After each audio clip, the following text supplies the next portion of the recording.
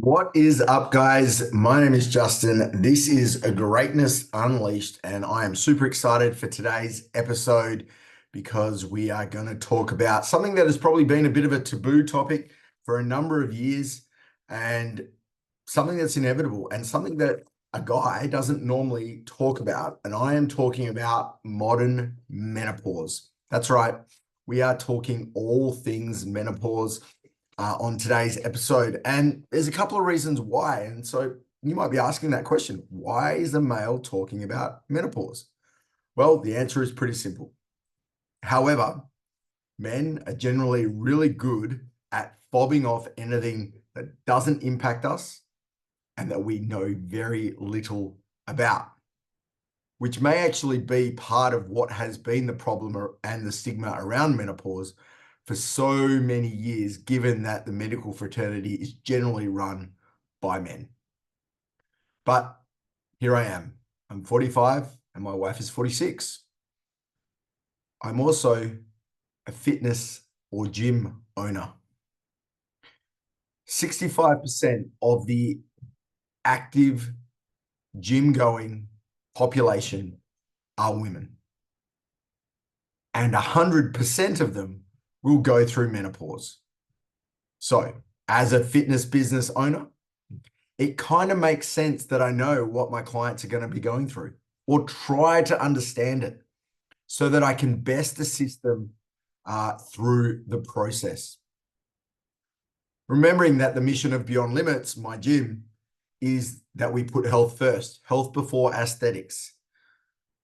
So, with that all being said, let's dive in. What is menopause, perimenopause, and how can you best cope with it? Because the reality is you're probably not going to be able to control it. You can't ignore it, which is what a lot of women seem to have wanted to try and do, fob it off, right? It's not menopause, it's not menopause, it's not menopause. And the reality is maybe it is. But the reality also is that what women have been told for so long has only been a very small piece of the puzzle. So let's understand the first point, and that is it cannot be avoided. It's going to happen.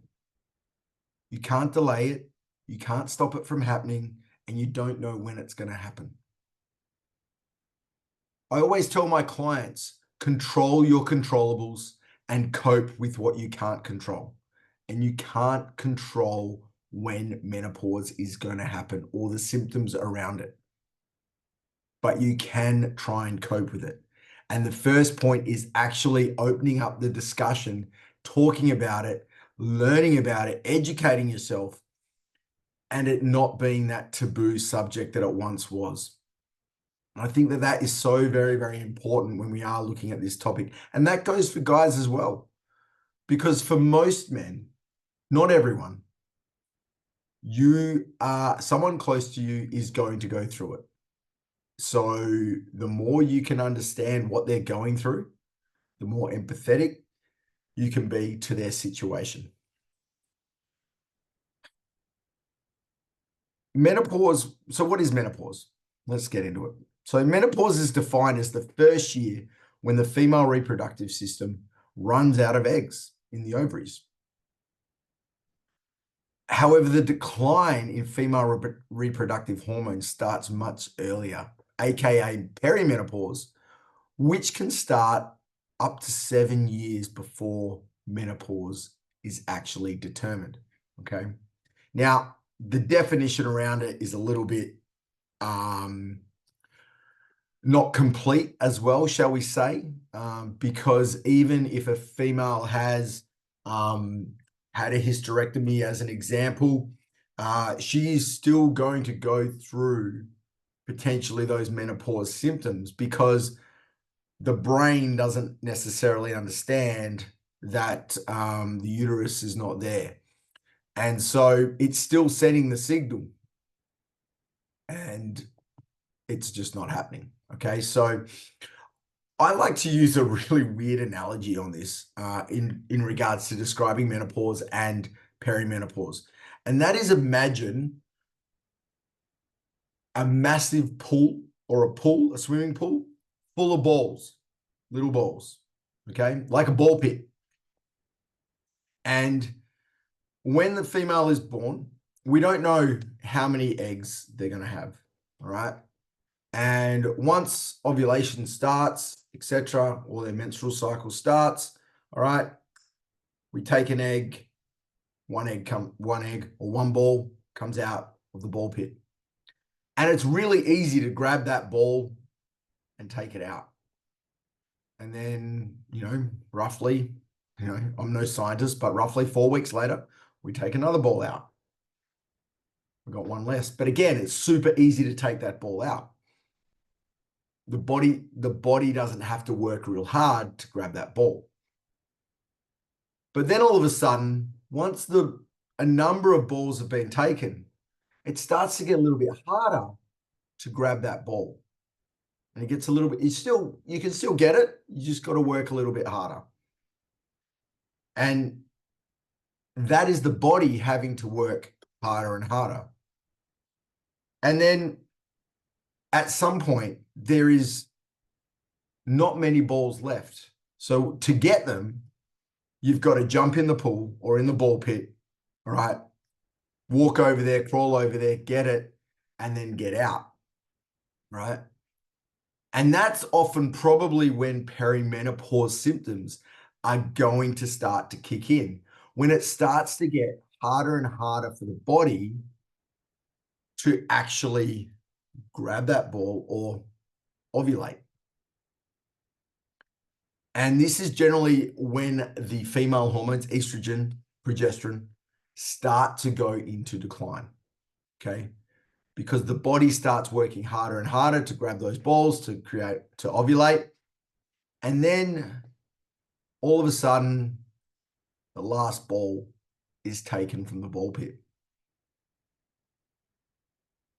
And yet it is another 12 months until the point of menopause is diagnosed.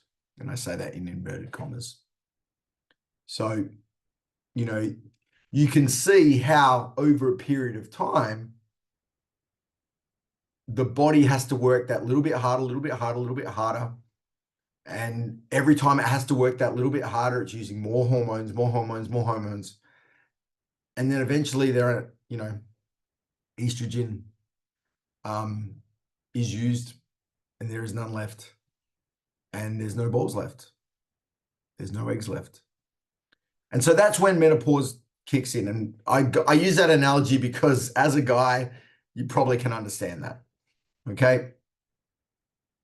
But what are some of the symptoms that a female may encounter when it comes to menopause and perimenopause?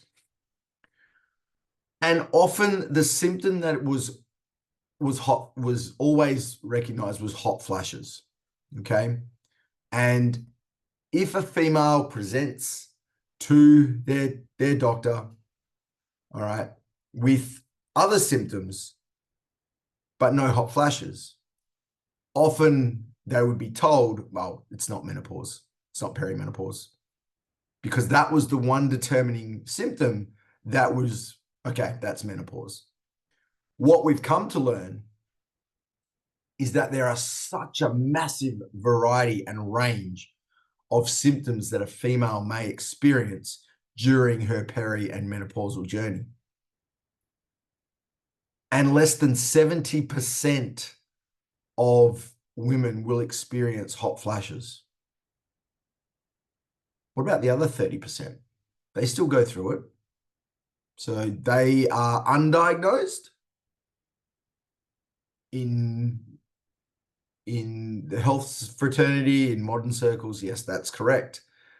But what are we learning? What have we learned? Modern menopause is what we're talking about here today. What are some of the other symptoms that a female might start to experience when she starts to transition through that perimenopause and menopausal journey? We spoke about hot flashes, all right? Anxiety, irritability, mood swings.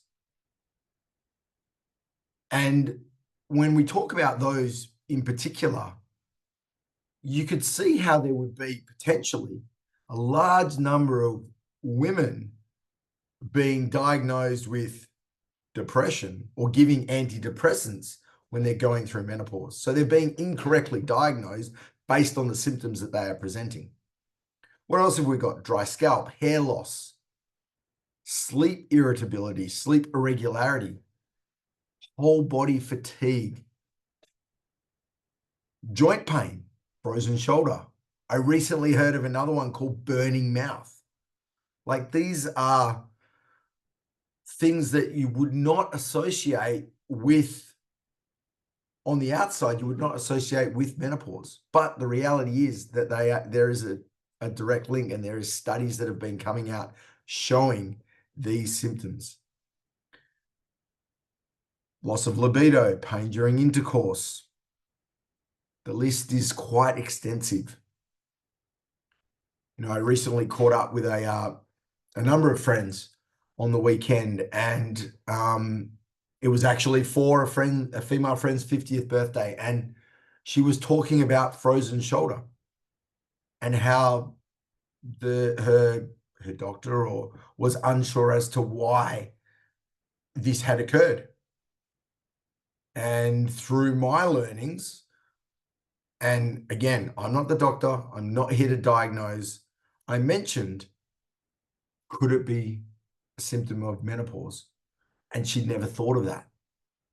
And so this is, where we're at in regards to menopause. So much is still unknown, yet so much research and study is now going into this, which I think is fantastic for females, because it's going to open the door to a lot of things, which we'll cover shortly. The unfortunate reality, however, with menopause is there is a huge increase in the chance of disease risk through menopause and the loss of estrogen and progesterone. A lot of women will talk about the body composition changes that occur through probably from once estrogen levels start to drop, because estrogen is a great regulator of your metabolism. We start to see body composition changes. We might not gain weight, or there might not be an excessive gain of weight, but all of a sudden we're losing muscle. We're getting an increase of belly fat or visceral fat, all right, around the midsection. But we've done nothing different. Well, you're right, we've done nothing different, but the body is changing. The hormones are changing. And the reality, I suppose, on a side note, is there are lots of things that change in our body over time that we can do something about, or we can cope with, okay? At 27, the body stops producing collagen. There's a reason why wrinkles start to appear. The skin gets a little bit saggier. The nails get a little bit more brittle. The hair gets a little bit more brittle, because the body stops producing collagen, and we can supplement with collagen. As men, our testosterone levels will change. They will drop as we age. And I'm certainly not going to say that we're going to go through the same scenario as a female and menopause, but it's an indicator that we do need to make some lifestyle changes to cope with the decline or change in our hormone profile. When the body composition, especially for a female or actually for anyone, changes, can be quite drastic. Increase in visceral fat, which is that toxic fat that we see around the organs. And visceral fat is a really big gauge for cardiovascular diseases and heart disease. The loss of muscle, increased risk of sarcopenia, which is when the body just doesn't have enough muscle to support itself. the slowdown of the metabolism, osteoporosis starts to appear, and we have issues with bone density. We also see urinary tract infections and issues around that. The shortened version of this is we have an unavoidable natural evolution in a female's life that dramatically increases the risk of serious disease, illness, and quality of life. Like I said, it cannot be avoided. But what can be done to ensure the quality of life remains and the disease risk is reduced? I'm going to probably start with one of the most taboo topics that has ever come out or been spoken about, and that is HRT, hormone replacement therapy. And I think it is high time that women are given the right and the privilege to an open conversation with their health practitioner around HRT. I'm not a doctor, so I'm not going to recommend that every woman goes on HRT. But I think every woman deserves the right to have an open conversation with their doctor about it. Many years ago, there was a study conducted around HRT, and the study concluded that the risk of cancer was too high, or the risk for the increase of cancer was too high to prescribe HRT.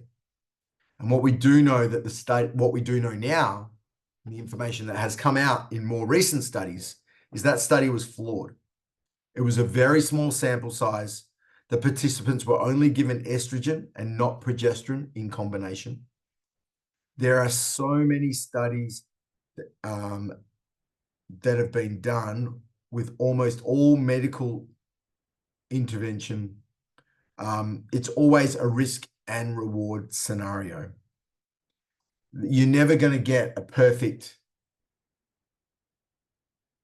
study, one that says 100% you need to do this. That's probably never going to happen. There's always risk and reward. But like I said, an open conversation about this, I think, is super important. And the more recent studies are coming out, the more we are leaning, there is a more positive outcomes with HRT. We're starting to look at bigger sample sizes, more broader ranges of the population in regards to these kind of things. But what is the risk versus reward scenario? So like I said, HRT has also been shown to improve cognitive function. So when we spoke about the fatigue and the brain fog, etc., that a brain fatigue that a female may experience, HRT has been shown to improve cognitive function. The reduce of cardiovascular disease, osteoporosis, and urinary tract issues. So there are the positives that can come out of HRT. And this is probably where I sit on this. And again, I'm no medical professional. I like to learn around the topics that my clients are going to experience. So I have, listened to a lot of podcasts, read some studies, etc., around this topic. And I almost look at HRT as a supplement, right? So I don't look at it as a medication because I'm not a massive medication person. But I do believe in supplementation. When there are gaps in our nutrition, I always look at ways that I can supplement to fill those gaps. I spoke about collagen before. Yes, I use collagen. Whether supplementation is the reason why people are like, Justin, you must be a vampire. You're 46, you look like you're about 30. I don't think I look 30. Who knows? But I almost look at HRT as supplementing the body's loss of estrogen and progesterone.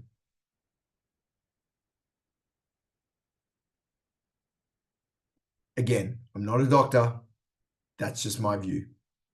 And I think that, like I said before, it is not the complete answer, but an open conversation an unbiased opinion from healthcare professionals is definitely warranted.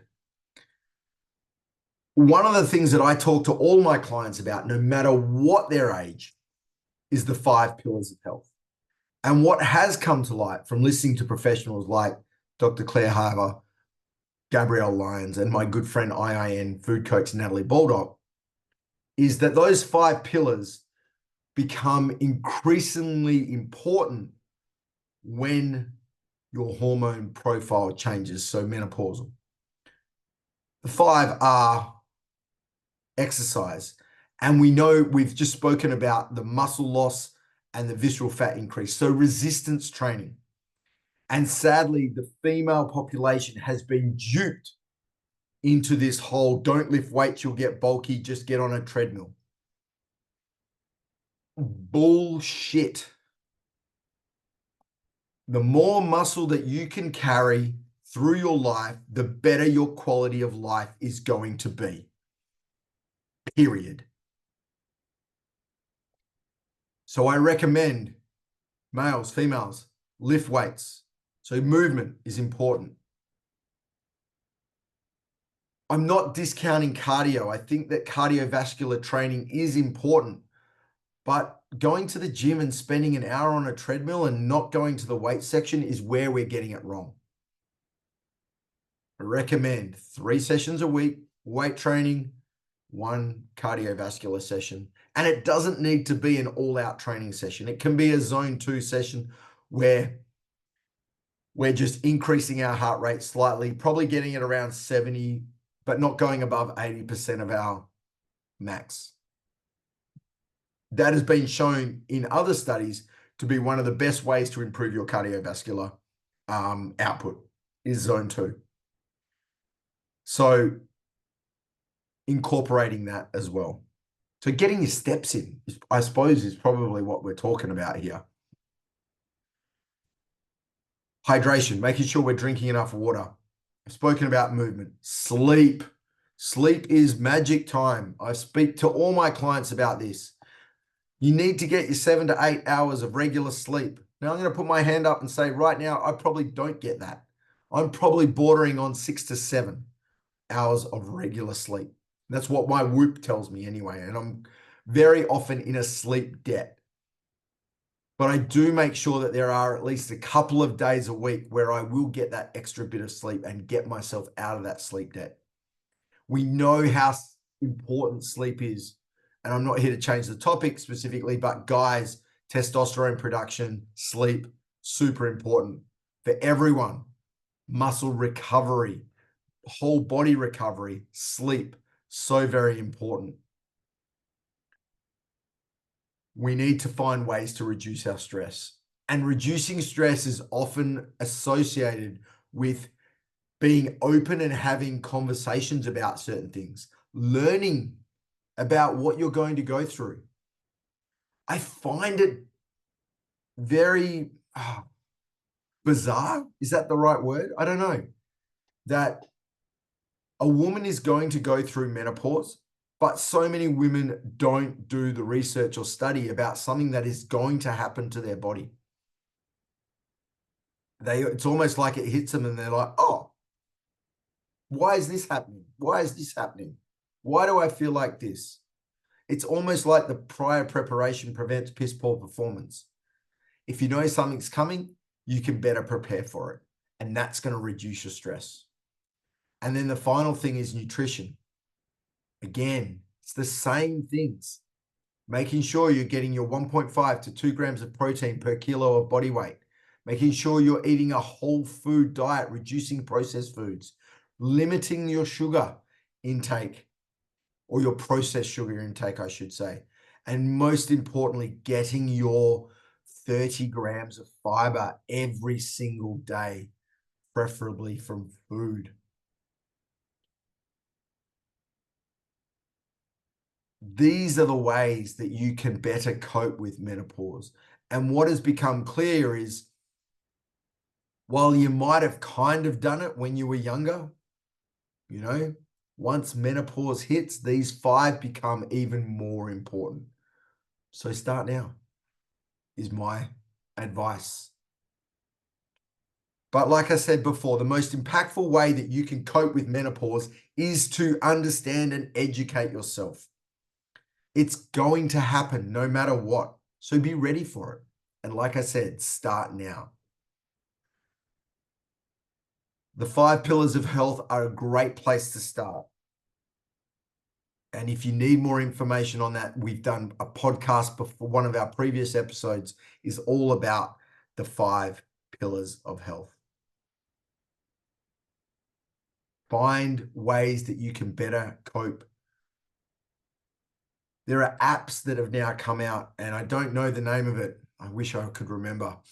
But there's an app that you can start to track as a female where you may be at on your perimenopause, menopause journey based on the symptoms and how you're feeling and things like that. But like I said, you need to start now and you need to start educating. I'm not that expert, right? Like I said, I've read studies. A couple of my favorite people to learn from, Dr. Mary Claire Haver, her book, The New Menopause. She has a YouTube channel. She has a podcast where you can learn all about menopause. And what I find really interesting, Dr. Gabrielle Lyons also has done a few podcast episodes on menopause, but also the importance of muscle for females. And my good friend, Natalie Baldock, Institute of Integrated Nutrition, real food coach and health expert. 3 women that are going through or have gone through a menopausal journey. And they're sharing their experience. But because of their experience, they are looking to share their knowledge and learn more so that females don't have to potentially go through what they have been through. It starts with accepting, education, and open conversations. Like I said, and I probably sound very dramatic about this, but menopause is going to happen for you ladies, whether you like it or not. So the best thing that you can do is arm yourself, prepare yourself so that the journey does not need to be as hard as it potentially could be. Guys, that is our episode for today. I'm looking forward to presenting another episode coming up, not on menopause, but I'm going to be talking all things why social media is stopping you from starting your health and fitness journey and what I learned at a recent fitness event. Guys, that's it. That's my modern take on menopause from a man. Take care. I hope you get something out of it, and I look forward to our next episode. Bye for now.